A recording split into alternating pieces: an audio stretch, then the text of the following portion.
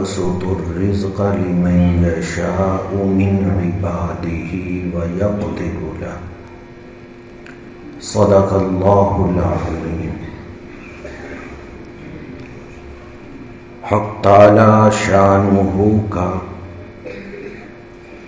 ہم پر خاص فضل ہے کہ ہمیں خیر کے مرکز میں جمع کر دیا۔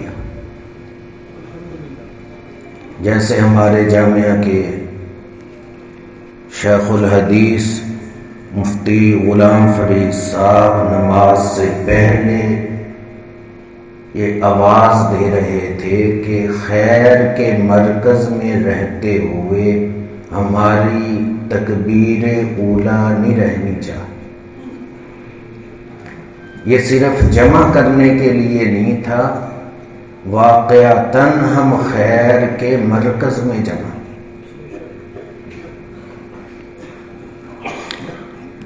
ہمارا کام دو طرح کا ہے، ایک کا تعلق اپنی ذات سے ہے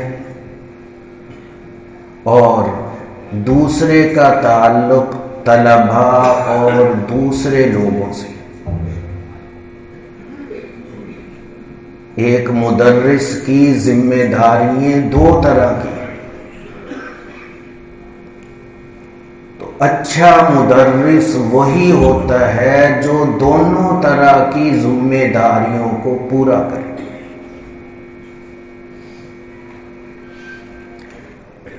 ہم چند دوست اپنے ایک استاد جی کے پاس بیٹھے تھے، انہوں نے ہماری ان دو باتوں کی طرف توجہ دلائی، اور اس سے پہلے فلاسفہ اور حکماء کا ایک مقولہ سنایا کہ بقرات، سقراط، افلاطون بڑے بڑے حکیم اور اپنے زمانے کے ڈاکٹر ہوئے۔ ایک بار یہ سارے آپس میں مل کر بیٹھے کہ ہم نے لوگوں کے لیے کیسی اعلیٰ اعلیٰ ادویات تیار کرتے۔ حکمت یونان کا عروج تھا، لیکن ہم نے اپنے لیے کیا کیا کہ کوئی دوائی ہم نے اپنے لیے بھی تیار کی، کیونکہ یہ سارا دماغی کام تھا۔ تو آپس میں مل کر بیٹھے کہ ایک معجون ایسی ہونی چاہیے جو ہمارے اپنے لیے ہو۔ چنانچہ بیٹھ کر انہوں نے ایک نسخہ تیار کیا جس کا نام رکھا معجون فلاسفہ، کہ یہ حکیم طبیب فلسفی کھائے گا، عام لوگوں کے لیے۔ تو یہ واقعہ سنا کر فرمانے لگے کہ جیسے ڈاکٹر طبیب کا عام لوگوں سے تعلق ہے، ہمارا بھی۔ ہم صبح سے شام درسگاہ میں بیٹھے ہیں، کسی کا سبق سن رہے ہیں، کسی کی سبقی سن رہے ہیں، کسی کی منزل سن رہے ہیں، اور جو شعبہ کتب میں اساتذہ ہیں وہ کبھی مطالعہ کر رہے ہیں اور کبھی سبق پڑھا رہے ہیں، کبھی تکرار کروا رہے ہیں۔ یہ سارے کام ہم کرتے ہیں۔ پھر فرمانے لگے کہ کبھی ہم نے اپنے لیے بھی کچھ سوچا، اور یہ بات کہہ کر ہمیں کہا کہ کچھ وقت اپنی ذات کے لیے بھی نکالو، خواہ تھوڑا سا ہو۔ روزانہ کچھ نہ کچھ ذکر اور کچھ نہ کچھ نفل بھی پڑھو۔ یہ ذکر اور نفل اور اپنی تلاوت یہ ذات کے لیے ضروری ہے۔ اور پھر یہ بھی کہا کہ تھوڑی مقدار رکھنا، لیکن رکھو پابندی کے ساتھ، کیونکہ حدیث مبارکہ میں ہے لا یزال کے الفاظ ہیں جو پابندی اور دوام پر دلالت کرتے ہیں، کہ جو دوام اور پابندی رکھے گا وہ اللہ تعالی کا قریبی بن جائے گا۔ اس پر ہماری توجہ دلائی، یہی بات ہم سب سوچیں۔ ہمارے بزرگ مغرب کے بعد حضرت مفتی عبدالستار صاحب رحمۃ اللہ علیہ کے سچے جان نشین مفتی عبداللہ صاحب ہمیں غالباً اسی کی طرف متوجہ کر رہے ہیں کہ ہم اپنی ذات کے لیے 24 گھنٹے میں کیا کرتے ہیں۔ اگر کچھ ذکر بھی نہیں کیا، کچھ نفل بھی نہیں پڑھے، کچھ تلاوت بھی نہیں کی، خواہ صبح سے شام تک ہم کتنے ہی بیدار مغز ہو کر درسگاہ میں بیٹھے، ہم نے آدھا کام کیا، آدھا چھوڑ دیا۔ تو ہمارے استاد جی ہماری اس طرف توجہ دلاتے ہیں، اور ان کی بات یہ سن کر مجھے 20-25 سال پرانا جو میرے شیخ نے مجھے نصاب دیا تھا اس کی افادیت سمجھ آئی کہ اتنا تھوڑا کیوں دیا تھا۔ میرے شیخ تھے مصلح الامہ حضرت مولانا صوفی محمد سرور صاحب رحمۃ اللہ علیہ، جامعہ اشرفیہ کے شیخ الحدیث بھی تھے۔ انہوں نے جب مجھے ذکر کا نصاب بنا کر دیا تو کہا کہ کلمہ طیبہ کی ایک تسبیح اول آخر 11 بار درود ابراہیم، بس اتنا کا ذکر دیا کہ یہ ذکر کرنا ہے۔ اب ان کے سامنے مدرسین کی حالت ہوتی ہے، جو مدرسین نے عذر پیش کرنے ہوتے، اور شیخ کامل ہوتا ہی وہ ہے کہ وہ نبض پر ہاتھ رکھ کر ہی دیکھ لے یہ بوجھ کتنا اٹھا سکتا ہے، اس کو عذر کا موقع نہ ملے۔ تو ایک تسبیح ذکر اللہ کی تھی، اب یہ 8-10 منٹ کا کام تھا، انہوں نے متعین کر دی اور یہ پڑھنی شروع کی۔ تلاوت کے اندر میرے انہوں نے 3 پارے متعین کیے۔ اب ایک حافظ کے لیے 3 پاروں کو پون گھنٹہ لگ جائے گا، 1 گھنٹہ لگ جائے گا، تو یہ کوئی زیادہ وقت نہیں۔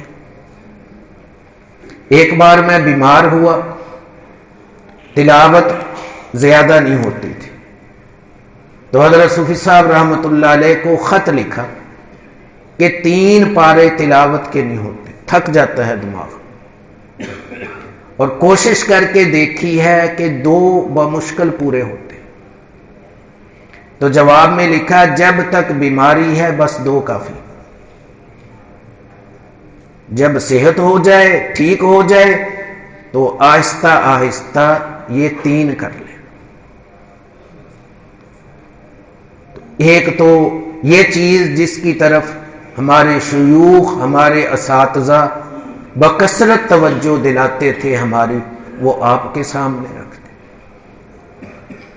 دوسری چیز کہ پڑھاتے ہوئے آدمی مطالعہ وسیع کرتا ہے، جب مطالعہ میں وسعت آتی ہے تو خدشہ ہوتا ہے کہ آدمی پھسل جائے،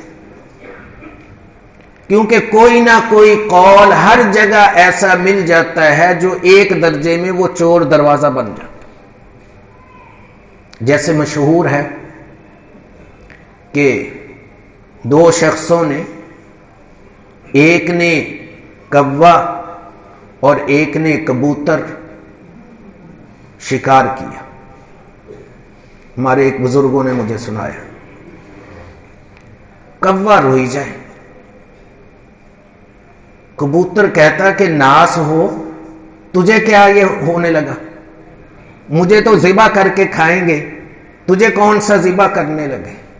کہتا نہیں، تیری بچنے کی کوئی صورت ہے، کیونکہ تجھے شکار کرنے والا جاہل ہے، کسی مولوی نے کہہ دیا تو وہ رک جائے گا، اور مجھے شکار کرنے والا بہت بڑا مولوی ہے، اس نے کوئی نہ کوئی کتاب نکال کر مجھے حلال کر ہی لینا.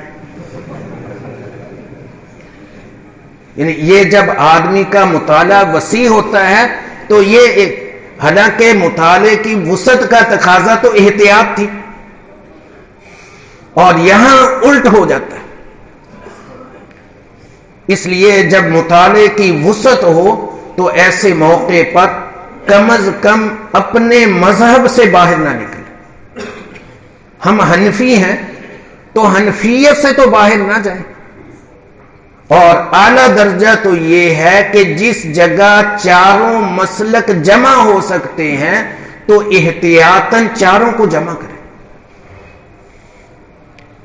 ہمارے ہندوستان کے بزرگ ہوئے ہیں مولانا فضل الرحمان گنج مراد آبادی رحمت اللہ علیہ. ان کی عادت تھی چاروں فقہوں کو جمع کرنے کی، وہ چاروں فقہوں کو جمع کرتے تھے. مثلا حنفیہ کے ہاں جن چیزوں سے وضو ٹوٹتا ہے تو ان سے تو وضو کرنا ہی ہے. حنفیہ کے علاوہ مالکیہ، شافیہ، حنابلہ کے ہاں جس سے وضو ٹوٹتا ہے وہ اس سے بھی وضو کرتے تھے. مس ذکر کہ چھوٹے پیشاب والی جگہ پر ہاتھ لگ جائے تو بہت سارے ائمہ کے ہاں وضو ٹوٹ جاتا ہے، حنفیہ کے ہاں نہیں ٹوٹتا، وہ اس میں بھی وضو کرتے تھے. ایک دن ان سے کسی نے کہا کہ آپ چاروں مسلک کو جمع کرتے ہو، نماز میں سورت فاتحہ میں کیسے جمع کرتے ہو؟ کیونکہ امام کے پیچھے شواف وغیرہ کے ہاں سورت فاتحہ پڑھنا واجب ہے. حنفیہ کے نزدیک مکروہ تحریمی ہے. واجب اور مکروہ تحریمی تو جمع نہیں ہو سکتے، ایک پر ہی چلنا پڑے گا. وہاں کیسے کرو گے؟ فرمایا کہ الحمدللہ میں وہاں پر بھی جمع کر رہا ہوں، کیونکہ میں اپنی مسجد کا امام خود ہوں. میں چاروں نہیں، میں پانچوں کی پانچوں نمازیں خود پڑھاتا ہوں، اور امام کے لیے سورت فاتحہ پڑھنا چاروں ائمہ کے ذمہ ضروری. کہتے میں امامتی اسی لیے کرواتا ہوں تاکہ چاروں ائمہ کے مذہب پر عمل ہو جائے. تو یہ تھا احتیاط. غالباً ہمارے شیخ بھی شاید اسی لیے کرواتے تھے. حضرت صاحب رحمۃ اللہ علیہ 1970 سے جامعہ اشرفیہ میں 2010 تک جب تک کرسی پر نہیں آئے پانچوں نمازوں کی امامت خود کروائی. جب 1970 میں آئے تو حضرت مفتی حسن صاحب رحمۃ اللہ علیہ کے بڑے صاحبزادے مولانا عبید اللہ مفتی اشرفی رحمۃ اللہ علیہ، تو یہ چونکہ حضرت کے بڑے خلفاء میں سے تھے تو پہلے وہ خود نماز پڑھاتے تھے. مفتی عبید اللہ صاحب محتمم پانچوں نمازیں خود پڑھاتے تھے.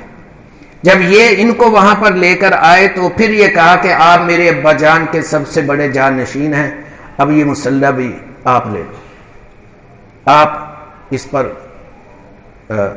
نماز پڑھائیں.